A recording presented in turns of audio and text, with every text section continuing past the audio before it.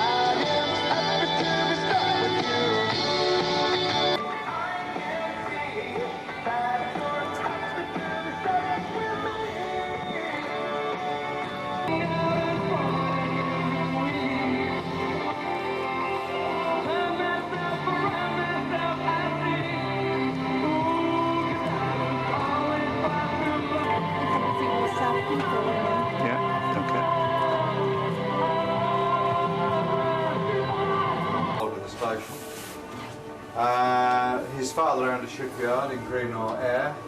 He bought a Danish passenger ferry, the MV Fredericia. For a while there were 3 radio stations operating from the ship, Caroline, and then in '84 Monique came in, the Dutch station, and what you're looking at now in there in film. Keep remembering it's basically a trawler.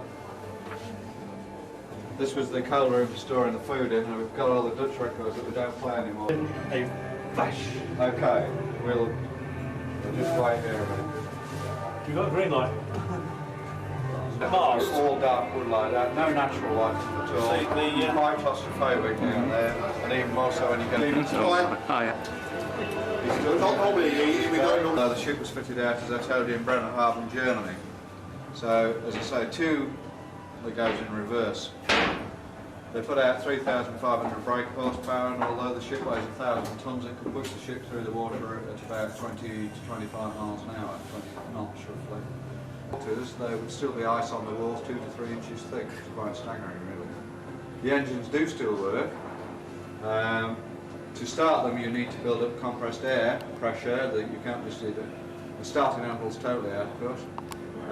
And so is an electric motor basically. You have to build up compressed air pressure, and that's done in that is the compressor.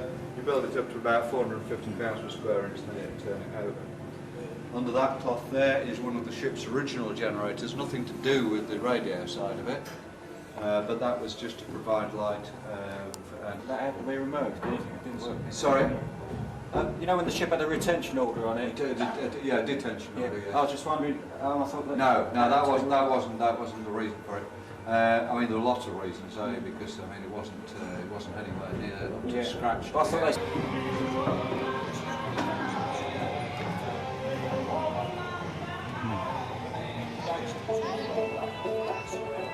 Obviously, it's in a state of disrepair.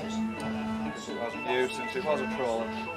They said it was a side trawler, and so the nets went over the side here actually, and then they were pulled back over the side, and the fish deposited on the deck, so you'd be up to you probably right down these hatches all the way along down here into the fish hole, which is down here, and now houses the transmitter room and the generator.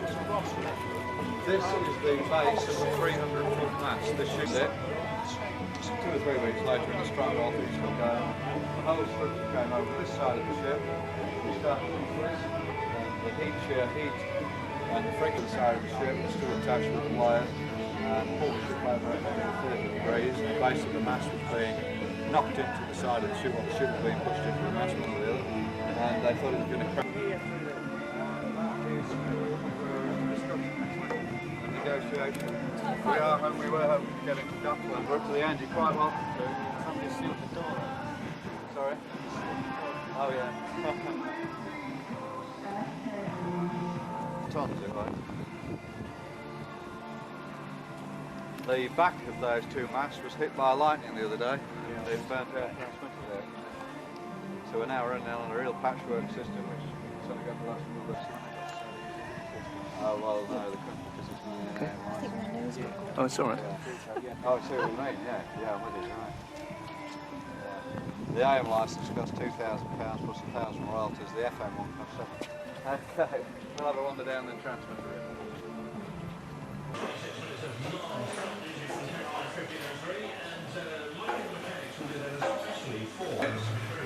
So we'll talk about those in a moment. This, right the way along here, right the way along there, when it's full, about 1,500 tonnes of fish. And we just allow fish, a load of ice, fish ice at the top. It'll be out for about 3 weeks. So of course this is now the transmitter room, and the fish don't go to the bottom because under here it doesn't rustle through the ship and goes straight through the bottom. Sure. That's an RCA amplified transmitter. It's a 50,000 watt transmitter. Most pirate radio stations have one distribution cabinet. That was a mess. But I'll bring it down here and just show you a nice big valve that wants up the power. And that's exactly what you do with a transmitter. You have a crystal, you start it to vibrate with small sound frequency and modulators, and it's boosted up and up and up and up and up. And here's one here, which is absolutely massive. They cost £8,000 each. If you open this door when it was on, and it was this, an optimal. It's basically a signal processor that operates a bit like a graphic equalizer on a hi-fi. And you alter a whole range of frequencies to adjust the signal going into the modulators. Kilowatt transmitter. And the transmitter we're using now is the one with the green lights on, and that cabinet over there. So it's like a big patch, and so we're using a bit in that cabinet and a bit in.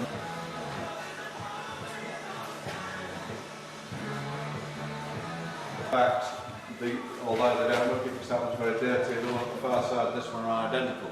This just needs a water pump on it at the minute. We're using the one over there. In fact, we've had to just fire it a minute or two ago because in a couple of days' time we're going to have to move that one on 1 week and make sure we can do the maintenance on that. Of course, there was a logic in having two the same, in the sense that if one went packed up, it would cannibalise the other in a full part. The reason that we think that the Dutch radio station, although they gave the fact that it was interfering with the Dutch frequency, or some say French frequency, that the French had complained to the Dutch and the English wanted it dealt with.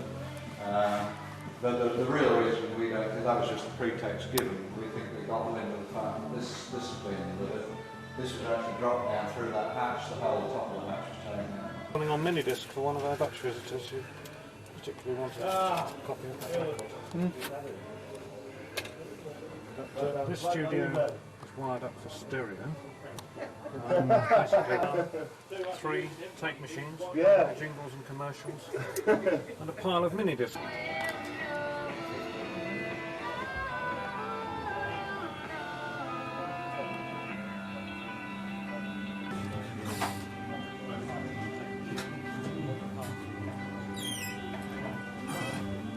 I've just met Steve Conway. Yeah. And I forgot to.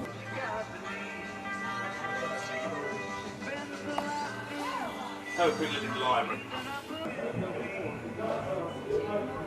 Oh, it's open.